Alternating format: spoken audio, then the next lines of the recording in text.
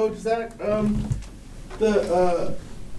Y'all ran a lot of 13 last week. Coach I was trying to decipher. He was saying that was game specific, or how did you balance game specific versus what Kurt wanted to do and what y'all wanted to do and attack those things? Yeah, I think, anytime, any week, you look at what's your personnel that's available for that week. Obviously, we knew, Monday going into that game, so we're evaluating, hey, what's the personnel that's going to be up in this game? And then you look at the other side of the ball and you say, what's their personnel? Okay, what are the matchups? What are some of the issues that could possibly arise from the other side of the ball? Then you dive into the scheme and you look at their defensive scheme and what can kind of fit. And we just thought that it was the best plan of attack to kind of attack that game in 13. We do that every week. Some weeks we're heavier 11, some weeks we're heavier 12, some weeks we carry a lot of 21. We've been kind of doing that all season long. Obviously haven't done it out of 13, but we just felt based on the guys that were available in that game and trying to get our best 11 on the field,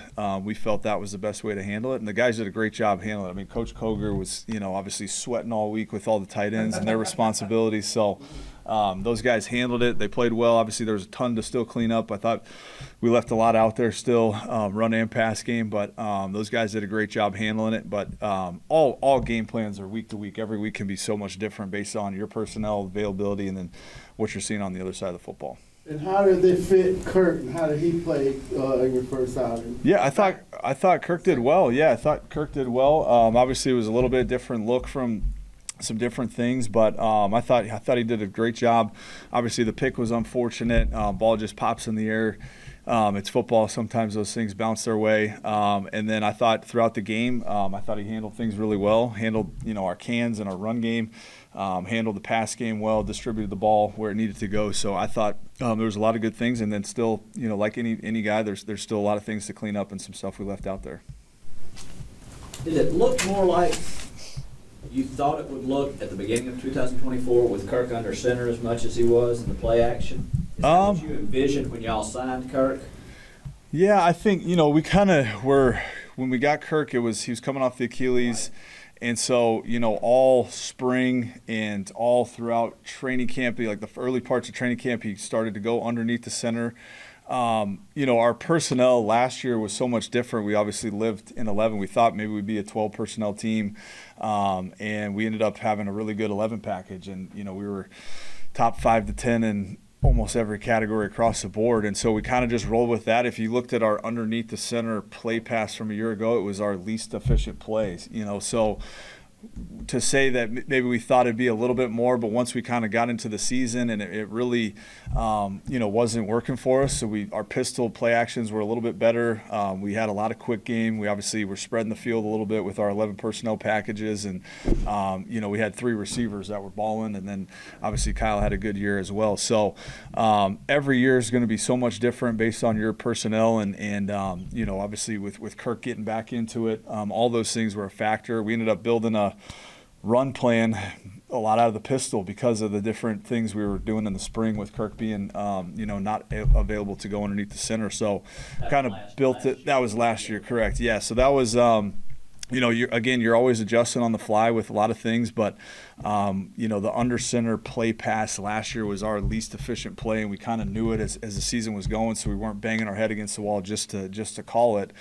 We found different ways to move the football, and obviously we were really efficient doing it that way. But know that Kirk is obviously comfortable. He's done that a lot in his career, and so that's something we'll obviously continue to explore week to week. And are we pistol? Are we under? Are we gun? We can definitely flex kind of in and out of those things. To make sure that I'm not putting words into your mouth, the differentiating factor for you between an under center snap and a pistol snap would predominantly be the comfort level of the quarterback, because you think you can access basically the same stuff from the 100%. Yeah, that's very fair to say. I mean, I know it's a popular kind of narrative to say those things, but Mike is, I think he's like 3rd or 4th in the league in yards per attempt, and almost all of his are in the pistol in terms of play pass. So we've had better play pass this year. We've had better protection. That's helped out. We've had better route distribution, scheming, all those things that factor into it. But if you look at, like, I thought the last couple weeks with Mike playing with Indy and Carolina, we actually created more space out of the pistol with some of the second level defenders. Mike has a unique ability to be able to spin both ways out of the pistol that can obviously get backers going lateral both ways. So that was where we kind of built that obviously around Mike, but you're getting the same thing accomplished. I know it's, obviously a popular narrative to say that, but Mike's play pass this year basically all out of the pistol. Again, I think he's averaging like 9 yards per attempt, which is one of the tops in the league. So we get the same things accomplished. It can look different for sure, but in our mind, we take a look at the film, we time it up in terms of the backer's response. We do all those things to check the box on our end to make sure that it's all clean. And we have found in our system and the way that we run things that there's really no difference, and sometimes the pistol actions can give you a little bit more availability to do different footwork by the backs and by the quarterback. I'm sorry, but this is minutia. I apologize. Y'all will watch the film and clock the response of the linebackers, like literally on a stopwatch. I'll sit there and just in my office and just kind of click it and see, by the time we are disconnecting off the fake, where's the backers level, what level are they at? I think the Carolina game we got, last week, DeMario, some of these smart linebackers, whether you're underneath the center or in the pistol, they're just bailing out of there. DeMario was out of there on a ton of them. Kirk did a great job checking it down. So, but yeah, I'll sit there and I evaluate all that stuff, and that's dating back to, last spring and last season when we first started kind of, messing around with the pistol. So. You guys just brought in KJ Osborne. I mean, we talked about the comfort level with Kirk and everything else, but it's like that's also a guy who's pretty comfortable with up there in Minnesota. I know you're not part of the acquisition necessarily, but what do you see from him, and what kind of role do you think he could play here with your offense? Yeah, no, I've seen KJ for a long time, just in crossover tape. Obviously got a lot of buddies in Minnesota with, O'Connell and Wes Phillips, their offensive coordinator. They obviously spoke highly of him. He's had some really productive seasons with Kirk. So great opportunity for him to get here. He's familiar with the system. There's some different tweaks and different things from Minnesota to here, but there's a lot of familiarity, a lot of carryover. So looking forward to him, hitting the grass, getting acclimated, and kind of see where it goes. Zac, as you look at teams in the reaction to play action, are there teams that are really good at recognizing and getting out of there, and so you have to tailor when I want to go play action against specific opponents, because hey, these guys just don't respect or don't buy 100%. How do you do that? Yeah, 100%. There's obviously different techniques that you see from the front and the second level reactions that you get from the backers. Some are a little bit more downhill teams. Some are more stack fallback, where if you're playing against our defense, it is really hard to get dagger windows and some of those intermediate cuts that you're hoping to get. It's hard. Our defense does a great job. Our backers are a little bit more lateral as opposed to being so much downhill, so they're able to sink off in those windows no matter if you're underneath the center or in the pistol or in the gun for that matter. So that's something we look at every single week. Hey, are they trying to peel off some of the double teams? Are they a little bit more aggressive downhill? Are they a stack fallback where they're playing a little bit more visual? So those all go into it. And like you're saying, Dave, it's, each week it's like, man, I don't know if we're going to be able to get those windows in the middle. We might have to go to the perimeter a little bit more. So we look at all those things and then try to, manipulate the second level the best we can with different backfield actions to try to open those up.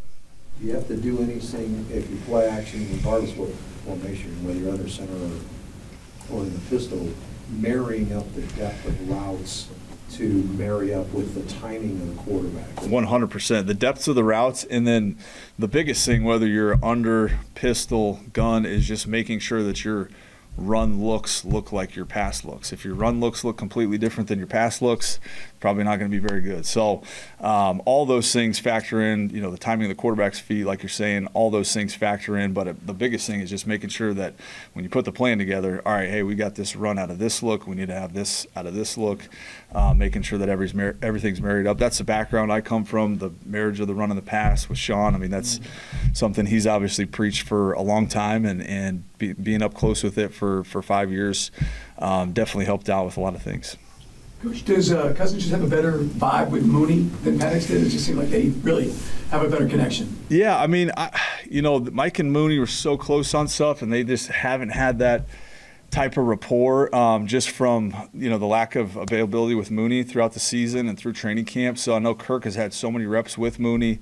Those guys, you know, Mooney almost went for 1,000 last year. Most of it was with Kirk, but you look back, even Mike's last three games with Mooney, and those guys were connecting at a pretty high clip too. So, you know, there were some things that were just really close throughout the, you know, the last handful of games that you knew Mooney was kind of getting back and he was going to start, you know, catching fire with some stuff. But yeah, Kirk and Mooney have always had a great connection dating back to the first time those guys threw in OTAs.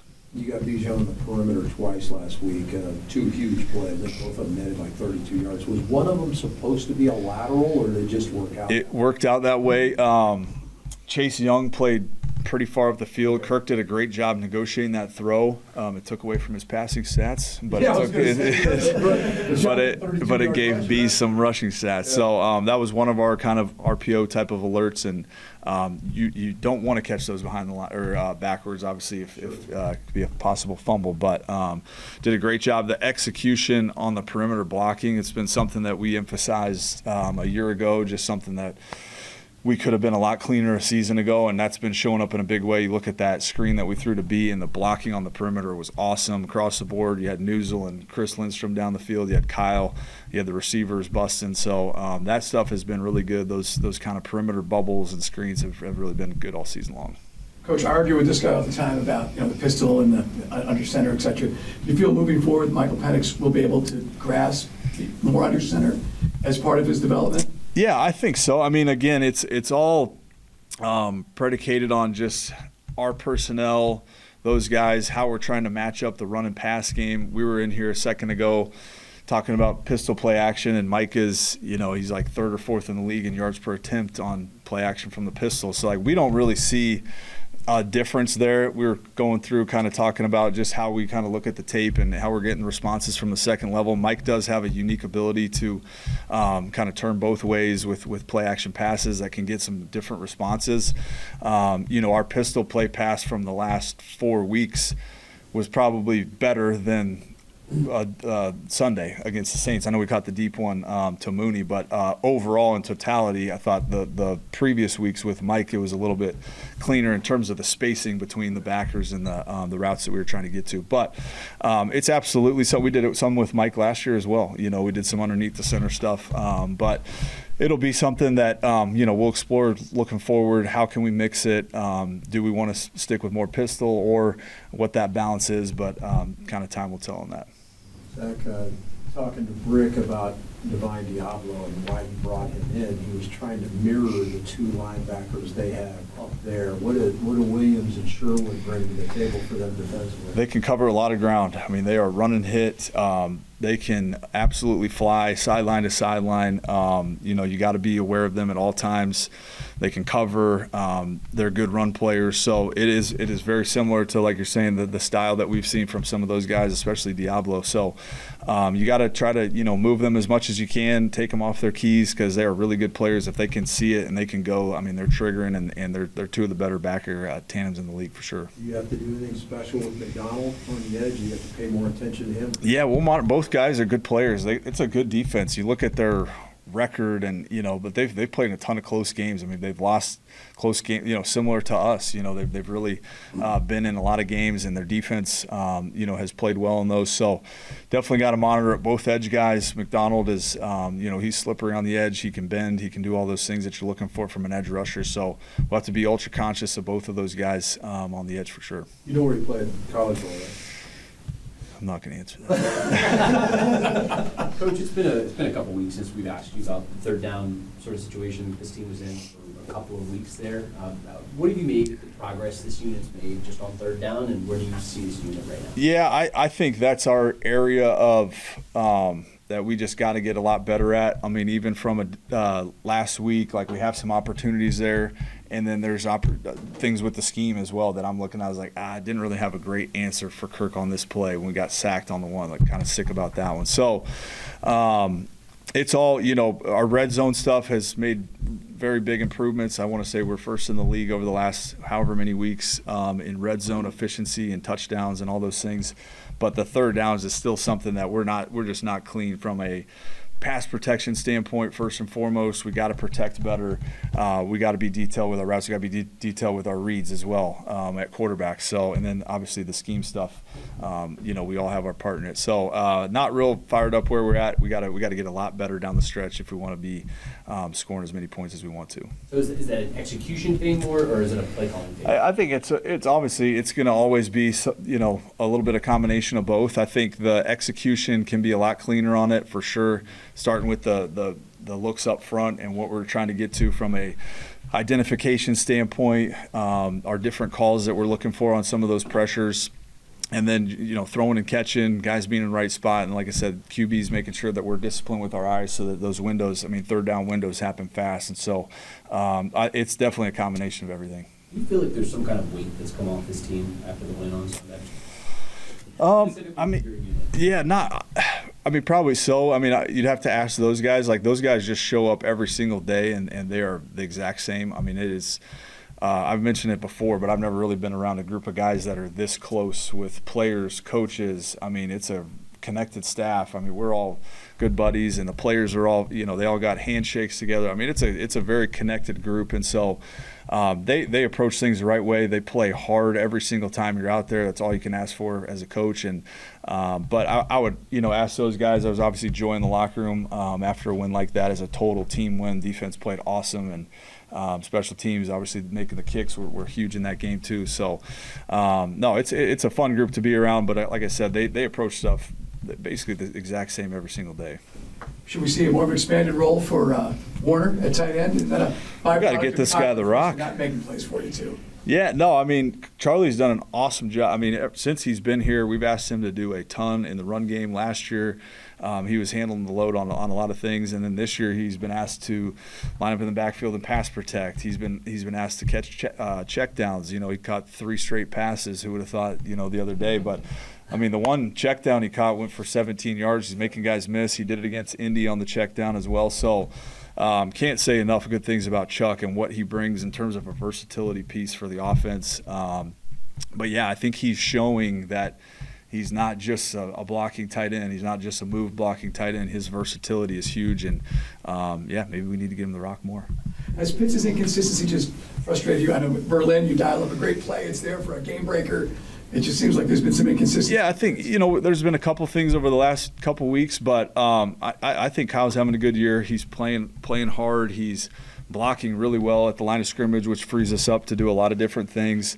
Of course, you want to get the drops off tape, but I think he's just got to stay confident, know that, hey, is that part of the game of football? Absolutely, but can we reset ourselves each week and make sure that it doesn't happen again? He's had some opportunities, like you mentioned, on some of those, but I think Kyle overall is having a good season, and look for him to really kind of dominate down the stretch in those one-on-one ISOs.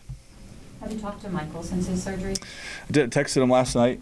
Just heard, everything that went on with it, and texted him last night. Told him I want to pop by, whenever they get back in town. So sounds like he's in good spirits and everything. And when it comes to working with Kirk, has it been kind of like riding a bike, just picking up where y'all left off last year, or can you see growth even in him from year 12 to 13? I think so. I think you're always getting better as a player and a coach, and we're all, know each other obviously a year longer now, and understand, hey, what makes each of us tick. And so I think I saw from Kirk just a total relaxation last week. There was a comfort and just an excitement and enjoyment to go play football again. You never know those opportunities when they're going to come up. And so I think he was just excited to get back out on the field. It felt like he just played with a total freedom to just go cut it loose, and he had a great week of practice that was reflective of that. So we definitely know each other better now. Obviously, you go through good times where we were sky high for a while. Then you go through some tougher times. Obviously, you battle through those things together, and at the end, it just makes you stronger connection as quarterback and play caller, and obviously just the rest of the offense as well. That's our team effectively sold off a lot of their best defensive pieces, but there's still a talented defense, right? So what do you see from them, secondary, second level? What do you see? Yeah, I think they play hard. I think they're sound. I think there's good players at every single level of the defense. we've been playing some good defenses really the last handful of weeks. So it'll be another good challenge. I mean, going up to their place, I know they'll be fired up. I know the records for them, it doesn't show on tape. So no, we're expecting a great challenge, but they're definitely talented really on all three levels. I got to double check it, but I think the weather is supposed to be a bit of a Might be a little rain, yeah. Yeah, a little bit of rain. How does that impact your game plan? Yeah, I think, we'll monitor it throughout the week. You obviously have the plan set, today on first and second down, and then anything that might need to be tweaked, you can tweak later on in the week, or you still carry it on the call sheet, but it might be kind of back burner thought depending on the weather. But we'll plan like it's going to be fine, and then know that we can obviously tinker with the plan whenever we know for sure how it's looking out there. Anything else? Good. All right, cool. Thank you, guys. Thank you, Zach. Happy Thanksgiving. What's up, Coach? How's it going? So, one quick thing, I guess I was kind of interested in with Zac. I mean, has he come to you? Obviously, you coached this defense last year, or this defense being the Jets defense. Has he come to you to kind of talk to you about players or things like that of that nature? He has, and really the whole offensive staff has in some ways. Schematically, it looks like they're going a little bit different direction, so there's not a whole lot there that's the same from my time there. But from a personnel standpoint, for sure, there's some insight. What kind of stuff were you able to say?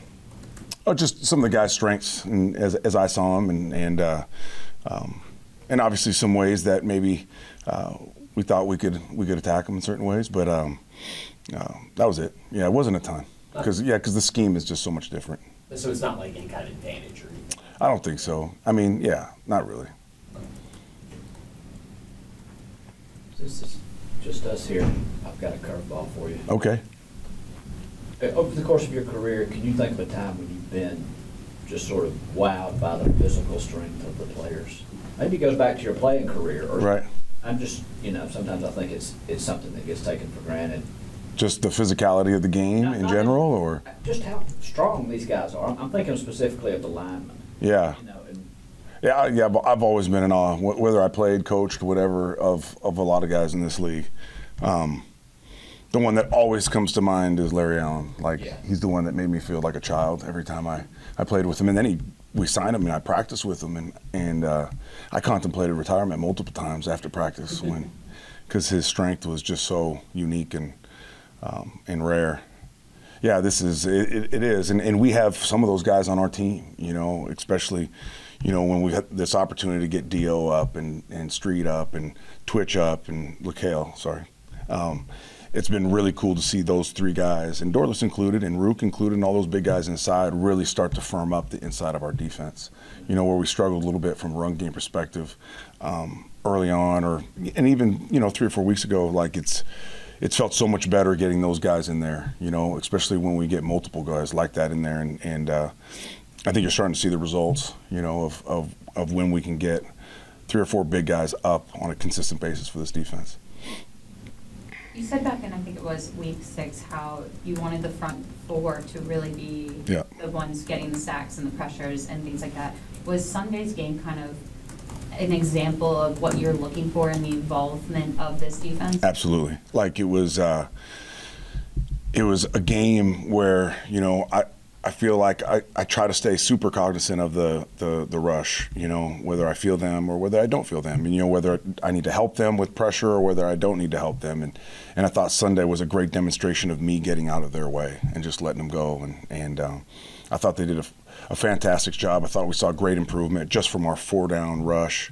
I really believe that's how you play sustained great defense, is when they're the ones providing the pressure as opposed to fabricating. Because when you do take a guy out of coverage, as we all know, you are susceptible to certain things back there, and if you're not just right with the pressure and you're not attacking the protection in the right way, you can hit your head in the wall, and all of a sudden guys back there are chasing. So, I thought it was a step in the right direction for sure, as far as the 4-man rush is concerned. How do you build off of that now? Just like I've told them, when I feel them and when they're winning, that's what we're going to be, and so if you don't want me to call pressures, then win, and I felt like they were doing that at a high clip on Sunday, and I see, especially from the younger guys, they're taking strides every single, not game, but every day, whether it's improving their process, whether it's just, technically, schematically improving in incremental ways on a daily basis. It's been fun to see these young guys grow. What do those strides look like when you're measuring them in those small increments daily? Yeah, like just the one that comes to mind right now is James Pierce, like a guy that is really starting to learn what it takes to be a successful pro. We're out here just notably 37 seconds ago where I came off the field here, asking for a play over, asking for the nuance and the specific detail within that defense, and then asking for it again, because he wanted to see it and he wanted to demonstrate it the right way. And I see that from him, whether it be meetings, walkthroughs, practice. I've just seen steady improvement, and as a coach, you just hope and pray when those improvements are happening that they pay off on Sunday, and fortunately they have, so he's not there yet. None of us are, but he's making strides in the right direction for sure. Is that something you saw in the draft process? Obviously the young player, you have interviews and everything else like that, but as far as his preparation is concerned, is that something that you kind of saw in him, or is that something that's kind of evolved here recently? Yeah, that's where there's just so many unknowns, like we live in a day and age where, and I get it from a college perspective, like they want their guys drafted high. So you don't always know necessarily the process. You don't know how they're committed, if they're the first one in, the last one to leave, if they're the guys sweeping all the corners and getting the details right on a consistent basis. So until you actually get your hands on them and get time with them, it's really hard to predict that. It really is. So for me to say I knew that about James or Jaywalk or any of these young guys, it's I was hopeful based upon some interviews, but you just never know until you get them. How nice is it to have Divine back in the lineup? Yeah, he's huge for us. He really is. He's an eraser. He's a guy that he's going to do his job and he's going to do a little bit more. And great defensive players do that. Great defense, in my opinion, is not played on a whiteboard. And it's not. You'd like to say that the math is always right and we have everything perfectly fitted and everything is exacting, and we're searching for that for sure. We're searching for perfection. We're searching to improve on a daily basis. But at the end of the day, when you're playing really fast and really physical, like there's times where a guy's going to get a little bit out of a gap. There's going to be times where a guy's going to get a little out of leverage and coverage, whatever that case may be. And they're really great players. They overcome that, and he's one of those players. So he plays very, very well. But he's that real force multiplier where people around him play better because of him. When you first arrived here and were evaluating the roster, what were your initial thoughts on D. Alford before you met him? I saw a great athlete. I see a guy that strains, a guy that you could tell it means so much to, because you don't play like that on a consistent basis unless this game is that important to you. And as I've learned him, it's not just the game that's important to him. It's his obligation as a teammate. He feels like this. He feels responsible for holding his own and doing his part, and he takes great pride in that.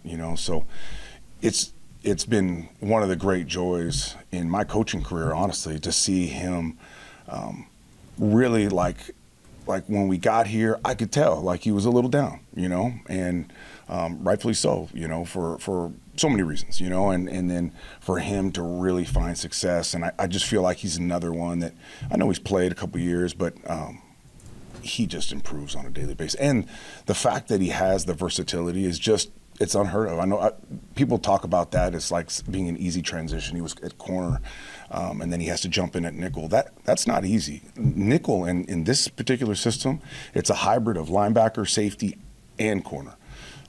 You got to cover like a corner, you got to communicate like a safety, and you've got to support the run like a linebacker at times. And for him this is twice now. Imagine that. Buffalo and this past game, no prep during the week. A Friday injury occurs, and all of a sudden he's the guy, and he goes in and plays high-level football. So really cool. Why do you think this system, or even just your coaching, has really kind of unlocked him this season? maybe it's part of the system and coaching, and it's also him just growing as a player and a person, you know. So I think it's probably a little bit of both, and but it's been really cool to see because he's a guy that you pull for him because he's unselfish. He works his butt off. He loves this game. He's a great teammate. He's selfless in every way. So for him to have the success he's having, it should bring everybody joy. Fans, coaches, you know, teammates, everybody. What have you seen from the Jets on tape? I know the quarterback position, you go from Fields to Tyrod. I mean, right. How's that changed their offense, and what have you seen from them? Yeah, the run game is going to stay the same, minus the quarterback runs that were designed for Fields. So that's the same, and I feel like there's steady improvement in that department. You can really tell there's a concerted effort. They want to be a physical team. They want to be a physical offense. They want to impose their will. And you've seen that in some really strong spurts this year from them. You know, and then from a pass game perspective, the keepers and the quarterback movement, that's Tyrod. You know, he can do all the stuff Fields did in that way. The RPOs, Tyrod's efficient and understands how to function in that way too. It's just maybe they think they can do a little bit more drop back with him and open up the pass game a little bit more than maybe they had with Fields. But it's honestly, it's not much different, minus the truly quarterback design runs that Fields had. What do you see with Brees?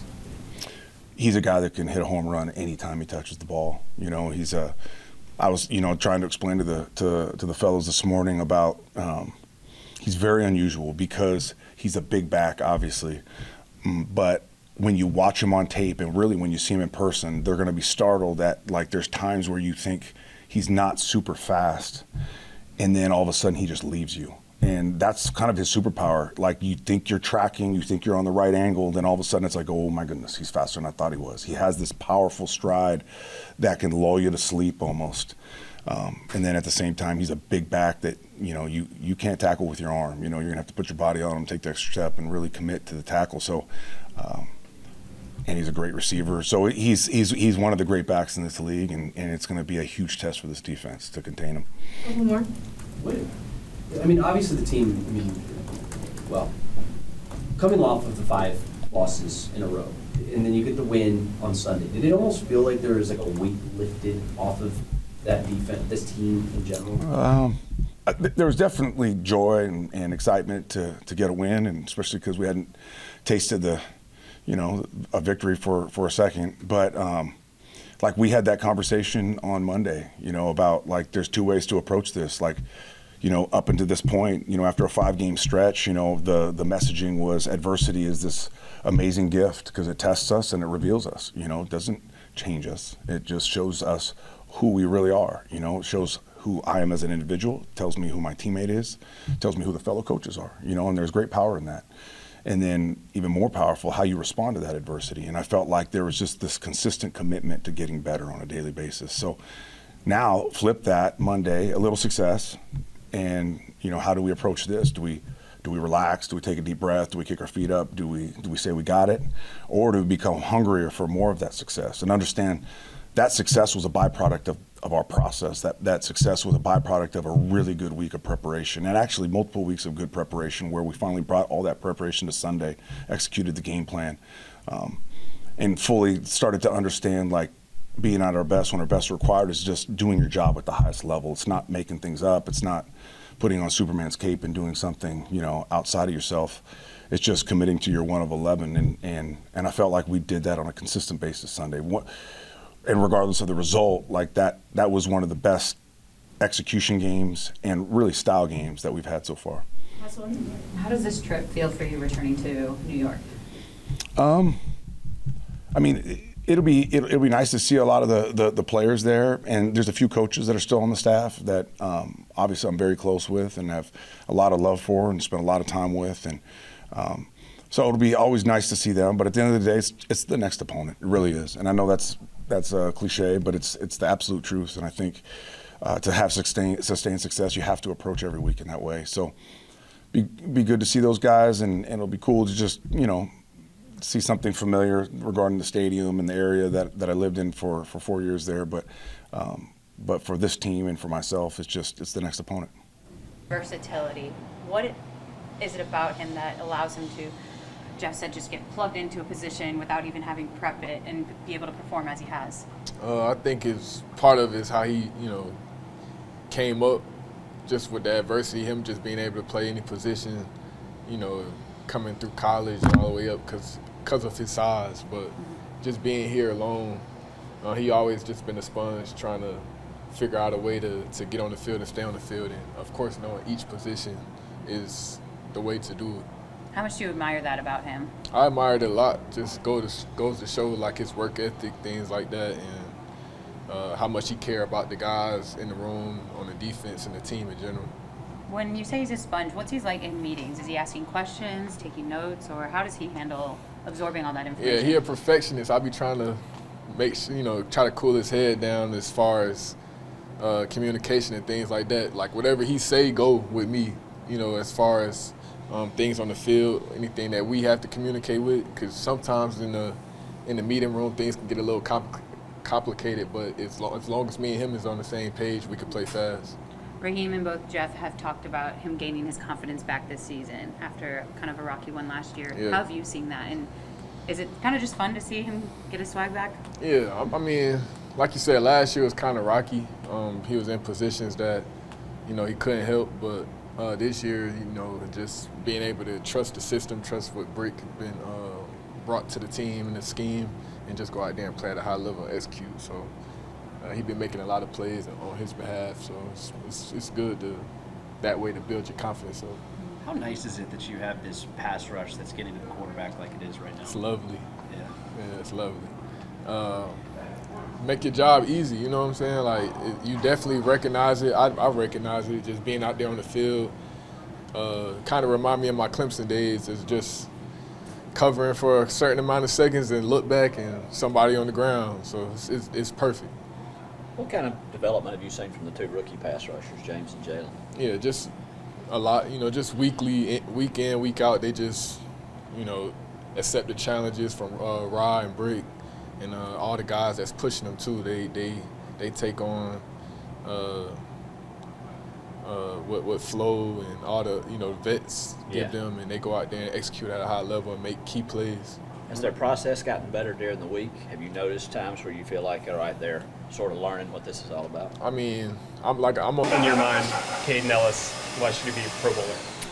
I mean, obviously, everything that he does every single week is very impressive. And as a running back, like, I go against him every single day, so I know what he's capable of and what he puts out on Sunday. So I think he's just so overlooked, but I think he's definitely, top linebacker in the league.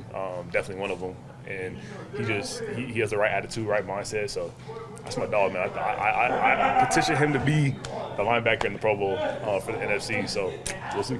Yeah, versatility, just kind of his leadership, all of that. Leadership, versatility, just how he blitzes the quarterback and the tackles that he makes, the plays that he makes. Like, he's just an all-around linebacker. So that's why I say he's the best. And that's why I think he should be the Pro Bowler linebacker. But it's my dog right there. What did you see from Kirk Cousins this past week that really just gives you confidence in this offense again? Yeah, I mean, he's been in the league for 14 years, so he has experience. And, with him being back there at quarterback, like, we're all super confident in him, and he's super confident in us. And, we still had Kirk for a lot of the season last year, so, nothing's different. But, I think his consistency is what drives this offense and how we do it in the run game and the pass game. Like, he fits it for everything. And to break that losing streak and get that win, how did that help with just like the overall vibe here at Flowery Branch? Yeah, it was great. It was great to get a win. But for us, like, that game was over really fast. And this next game mentality, one day at a time, and that's how we got to go about it. Because, at the same time, like, we have the Jets, and the Jets are a very good team. I don't care what their record is. Like, they're still a great team. So for us, like, we need to go in there and play with the physicality and play how we play, so we can get a win out of there as well. When you kind of look at the big picture, it seems like third quarters have been a dip for you guys offensively at all. Is there anything you have talked about, or is there any effort to kind of say, hey, coming out of halftime, we got to bring some energy? Like, what has that been like? Yeah, I mean, just continue to harp on, like, just the energy at a halftime. Obviously, we only had one drive in the third quarter of this past game, so it was definitely a little hard. But for us, like, making sure that we're capitalizing on those third downs, making sure that we're making the long drive sustainable, and then ultimately just getting the ball in the end zone. Is that I don't want to put a word in your mouth, but like annoying at all to just be like, man, we haven't been on the field in 25 minutes. Oh, absolutely, because you want to be out there. Yeah. So like when you only have one opportunity, like it's definitely, you definitely want to get out there and try to get more points. So for us, like we have to do a great job of sustaining to be out there and be out there with longer drives and stuff like that. But for us, like we just want to go out there and ball. So having the one drive, it was definitely a little frustrating. With the Jets coming up this week, what are some keys to disrupting their run game? Just the same thing as always. Just try to play violent and physical, and just get in the backfield and just try to get them off rhythm. And that's the mindset, and that's how we got to take it into this game. With disrupting that run game, what do you feel like y'all have done best with so far this season? In terms of the run game, Yeah. I would say just trying to get people off track. Sometimes we mix it up. We might send the pressure, we might not. We might just send 5. But I feel like when you mix it up with the pressure and just sending 5, it keeps the offense on their toes. When you're looking at the pass rush this year, Falcons have definitely improved in that area of your game. What do you feel like has been key to that success? I would say just the growth, just in terms of me and Brandon, just growing up and just getting better as we go. And then Walk and JP and them just coming along and growing as well. I would definitely say growth and just getting the feel for each other. It makes a big part when you know how the guy next to you is going to rush and how the guy opposite you is going to rush and stuff like that. So just molding it all together. What's it going to boil down to sustain that? Just continuing to get sacks and effective. I would say it starts at practice. Just keep practicing hard, and then we'll find our success. But I feel like ultimately it starts at practice, us going hard every day and just taking it into the game. After finally getting a win last week, how has that just helped the overall vibe or just that part of Brandon?